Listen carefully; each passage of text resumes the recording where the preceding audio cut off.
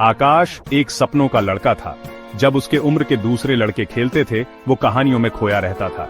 वो अपनी नोटबुक्स बहादुर हीरोज और जादुई दुनिया की कहानियों से भर देता था, लेकिन उसके सपने ही थे जो उसे सच में मोहित करते थे।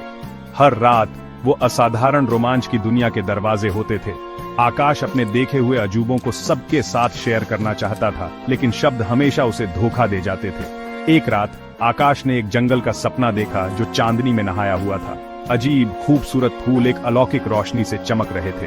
हवा में एक ऐसी धुन गूंज रही थी जो उसने पहले कभी नहीं सुनी थी। वो एक गुफा की तरफ अजीब तरह से खींचा चला गया, जिससे एक गर्म सुनहरी रोशनी निकल रही थी। एक गहरी सांस लेते हुए आकाश अंदर चला गया। Gap 2S। गुफा झिलमिला रही थी। उसकी दीवारें नाचती हुई रोशनियों से जीवंत थीं। जमीन से क्रिस्टल उग रहे थे जो रोशनी को हजार चमकदार रंगों में परावर्तित कर रहे थे। जैसे जैसे आकाश आगे बढ़ता गया, हवा गर्म होती गई, चमेली और चंदन की खुशबू से भर गई। उसने एक अजीब सी खिंचाव महसूस की, जैसे कोई अदृश्य हाथ उसे आगे की ओर ले जा रहा हो। फिर उसने उसे देखा। गुफा के बीच में पिघले हुए सोने का एक तालाब झिलमिला रहा था। यह जीवन से धड़क रहा था, एक ऐसी ऊर्जा विकीर्ण कर रहा था जो उसे उत्साहित और डरा दोनों रही थी। जैसे ही वह करीब आया, तरल सोना बुदबुदाने और घूमने लगा। एक आकृति उभरने लगी। उसका रूप धीरे धीरे ठोस होता गया। आकृति एक अलौकिक सुंदरता वाली महिला में बदल गई। उसकी आंखें हीरों की तरह चमक रही थीं और उसकी हंसी गुफा में घंटियों की झंकार की तरह गूंज रही थी। उसने अपना परिचय माया के रूप में दिया, जो स्वप्न लोक, सपनों की भूमि की संरक्षक है।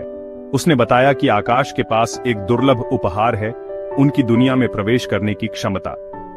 स्वप्न लोक एक जीवंत दुनिया थी जो मिथकों और किंवदंतियों के जीवों से भरी हुई थी।